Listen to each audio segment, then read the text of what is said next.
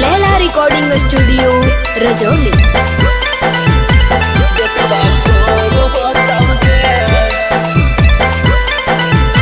बातें मान ले छौरी फायदा सुना तोर होतौगे। बातें मान ले छौरी फायदा सुना तोर होतौगे। दे दे एक बेरी हमरा बेटवा गोर होतौगे। दे दे एक बेरी हमरा बेटवा गोर होतौगे।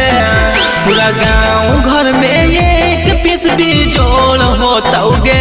पूरा गाँव घर में एक पीस भी जोड़ होतौगे। दे दे एक बेरी हमरा बेटवा गोर होतौगे। दे दे एक बेरी हमरा बेटवा गोर होतौगे। बेटवा गोर होतौगे।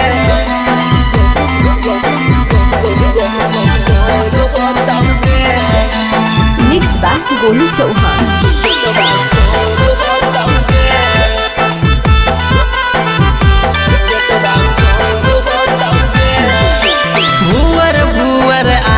हो तो काला काला केसिया हो तो जवान जहिया लग तो सुनल सेटिया। भुअर भुअर आँख हो तो काला काला केसिया हो तो जवान जहिया लग तो सुनल सेटिया। ओकर नाम के दुनिया में पूरा शोर होतौगे। ओकर नाम के दुनिया में पूरा शोर होतौगे। दे दे एक बेरी हमरा बेटवा गोर होतौगे। दे दे एक बेरी हमरा बेटवा गोर होतौगे। लैला रिकॉर्डिंग स्टूडियो रजौली।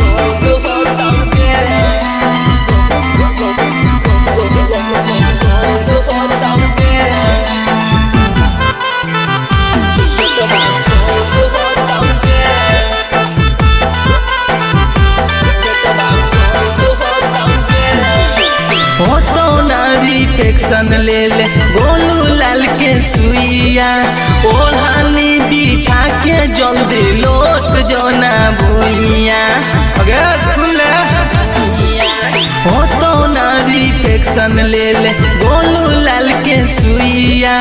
ओढ़ानी बिछा के जल्दी लोट जोना भुइया। रोहित अजहनियन नहीं कम जोड़ मिलतौगे। रोहित अजहनियन नहीं कम जोड़ मिलतौगे। दे दे एक बेरी हमरा बेटवा गोर होतौगे। दे दे एक बेरी हमरा बेटवा गोर होतौगे। लैला रिकॉर्डिंग स्टूडियो रजौली।